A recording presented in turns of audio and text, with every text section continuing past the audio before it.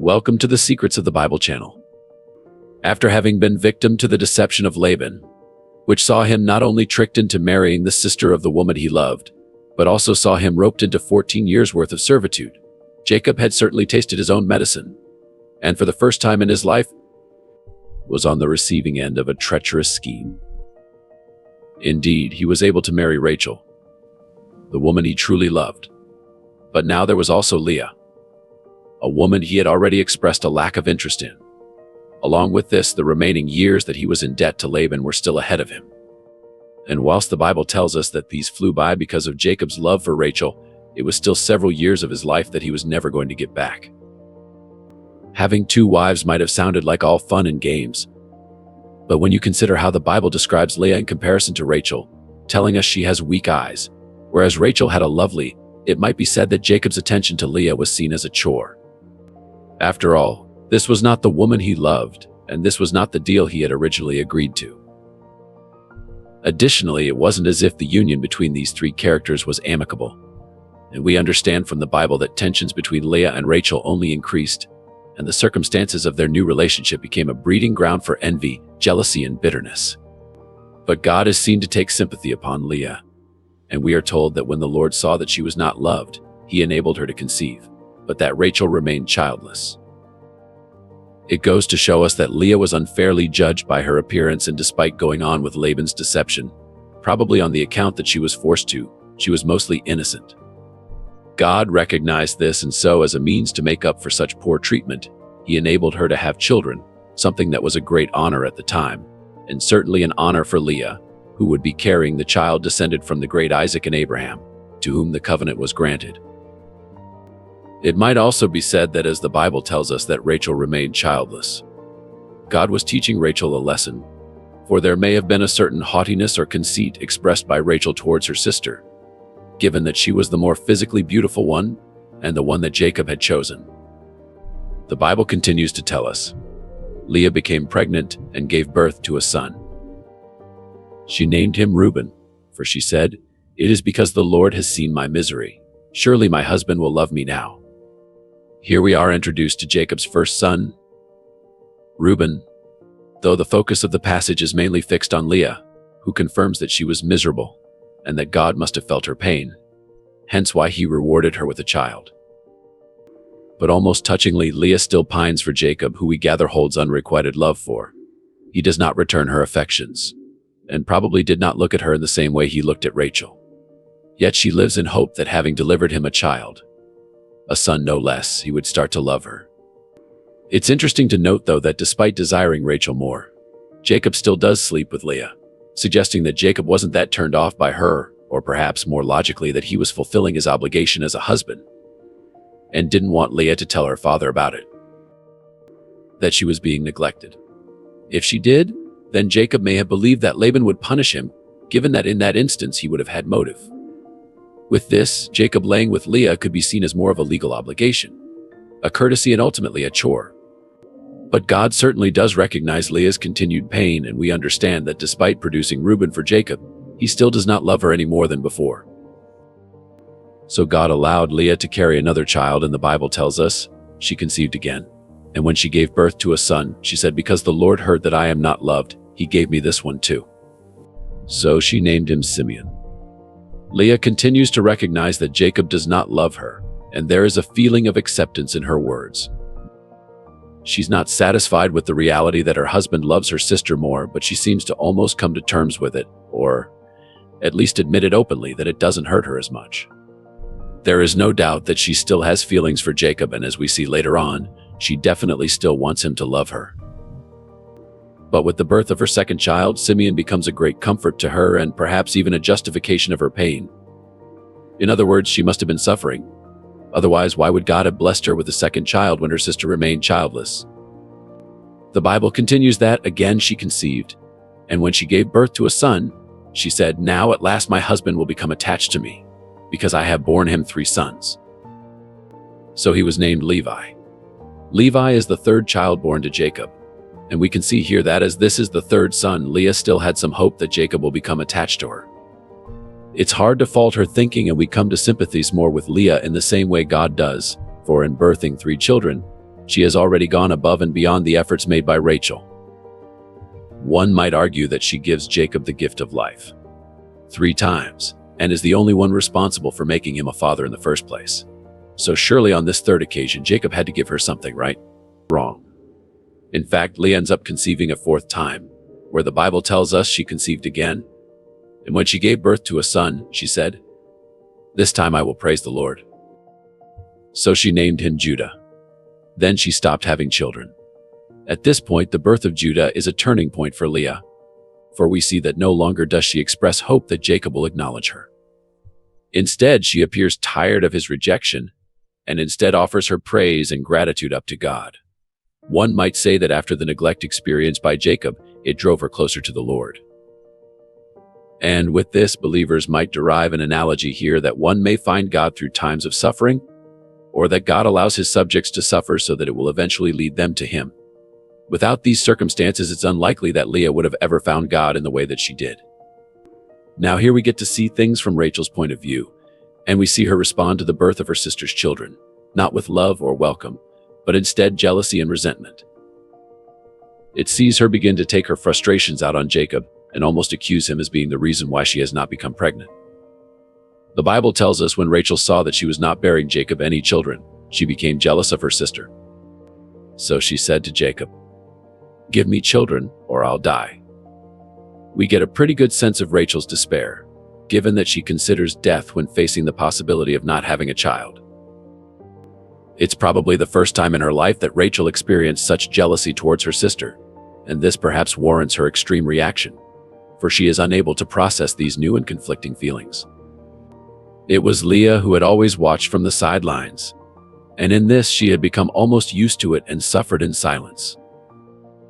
But Rachel, who is forced to experience it for the first time, cannot control herself in this, as we see, leads her to threaten her husband with her own death. The conflict within the family was palpable at this point, and Jacob responds to Rachel's anger with anger of his own, furthermore adding fuel to the fire. Despite his outburst, he does recognize the power of the Lord. We understand from this section that Jacob is not empathetic towards Rachel's outburst and seeks to remind her that if there is a problem with conception, it is probably her, as he has already produced a child with Leah. He also notes that he is not as powerful as so it was fruitless to pester him about childbirth, when it was God who made all the decisions. So Rachel, in her resentment and desperation, makes a biblical throwback to the days of Abraham and Sarah, and having desired a child so badly, she gives Jacob her servant Bilhah for him to impregnate, so that she may have a child of her own. The Bible tells us, "Then she said, 'Here is Bilhah, my servant. Sleep with her, so that she can bear children for me. And I too can build a family through her.'"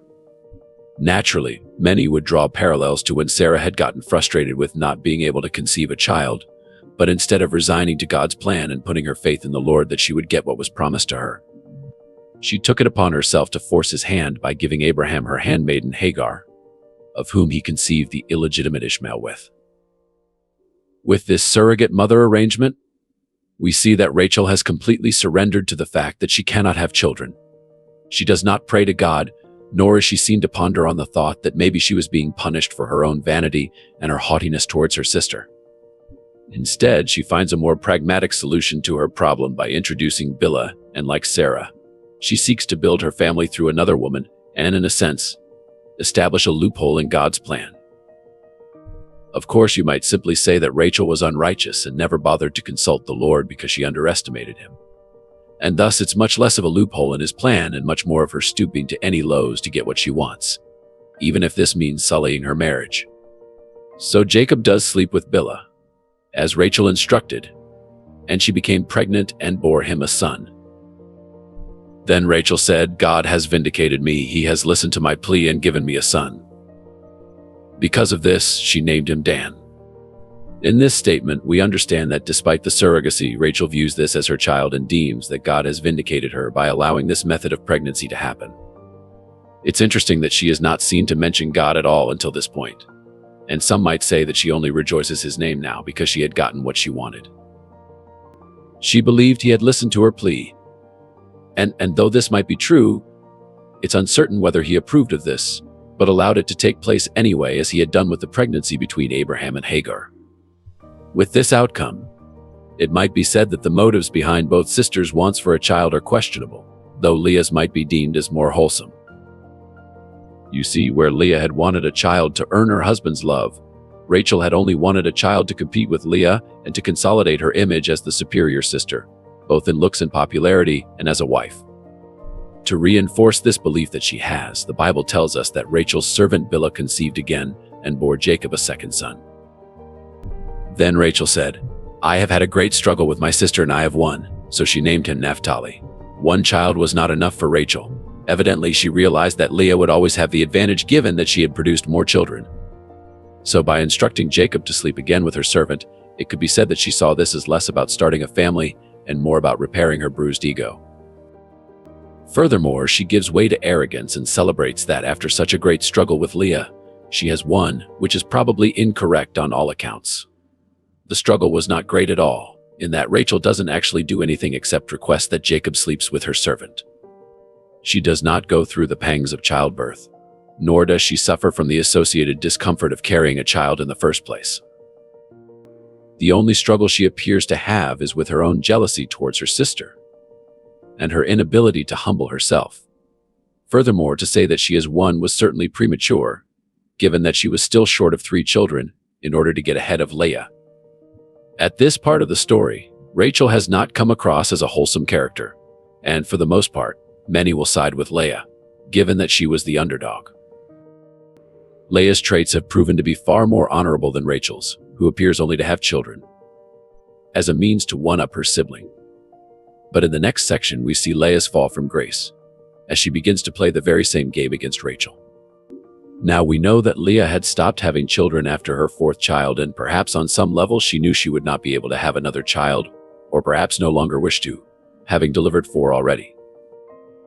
But she appears to have grown concerned that her sister would overtake her in producing children through her surrogate, and so sought to maintain her position as the wife who gave Jacob sons. In some ways, it's understandable. Rachel had likely won every encounter she'd ever had with Leah, given her beauty and popularity. So Leah wishing to cling on to the one victory she's ever had, it's not hard to reconcile. But the way she goes about it is questionable, as she takes a leaf from her sister's book and stoops to her level, by instructing Jacob to sleep with her servant Zilpah. When Leah saw that she had stopped having children, she took her servant Zilpah and gave her to Jacob as a wife. Leah's servant Zilpah bore Jacob a son. Then Leah said, "What good fortune," so she named him Gad. In this, we see that both wives begin to compete with each other by using other women's bodies as tools, and that the children in which they conceive become much less like sons, but instead like points. Points used in this morbid contest to determine which sister was better, as if she needed any more of an advantage.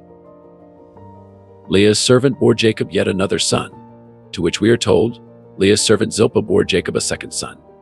Then Leah said, "How happy I am! The women will call me happy." So she named him Asher. At this point, some might say that Leah was adding salt to the wound of her sister, and really wanted to drive home the feeling of how she'd probably felt for most of her life. She didn't need to have another child through her surrogate, but chose to do so because she knew it would keep her ahead in the scoreboard between herself and Rachel. With this idea, we really begin to question who exactly we're rooting for in this tug of war between the 2 sisters. And you might say that this is an example of confrontation within family, where it becomes difficult to decide who is right and who is wrong. You might also say that the Bible is seeking to show us that in every case of animosity between 2 people, both play a part in how it transpires, and one can either choose to take the high road and rise above it, or sink to engage and lower oneself into conflict. Whilst we've spoken a lot here about Leah and Rachel, it should also be noted that neither wife may have been instructing Jacob to sleep with their respective servants, beyond the first occasion, but that Jacob had gotten a taste for more women and so continued to sleep with them.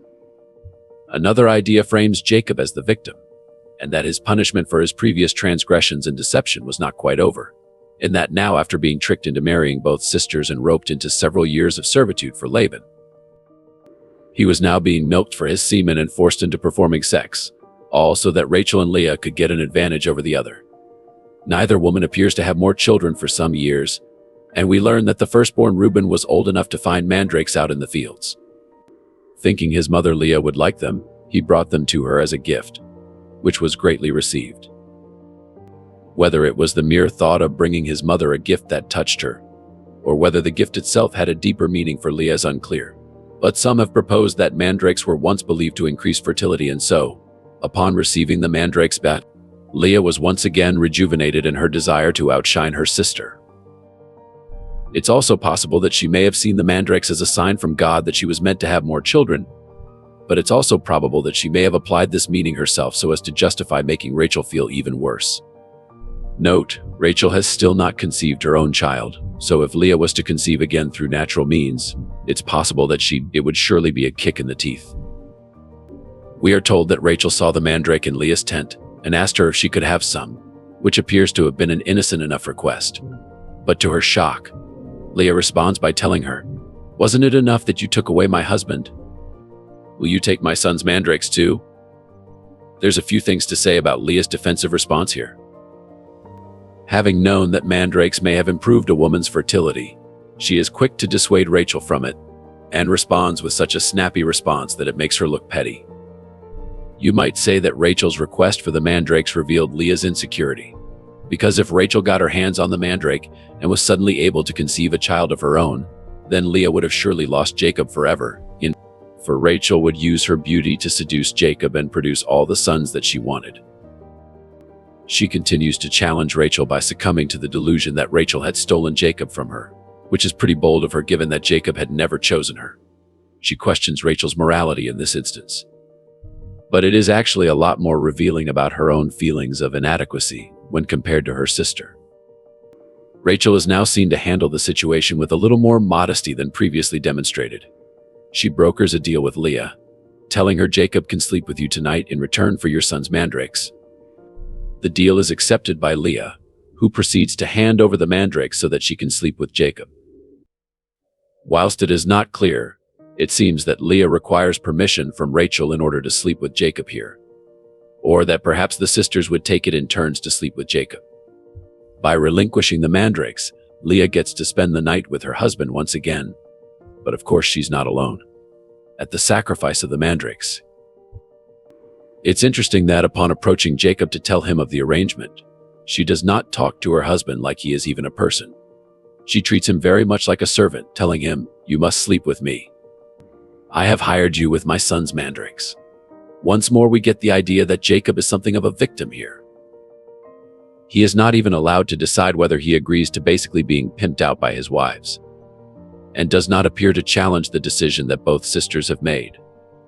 Now, you might say that this was representative of Jacob's acquiescence, and at this point he didn't mind sleeping with either sister and so wasn't really affected.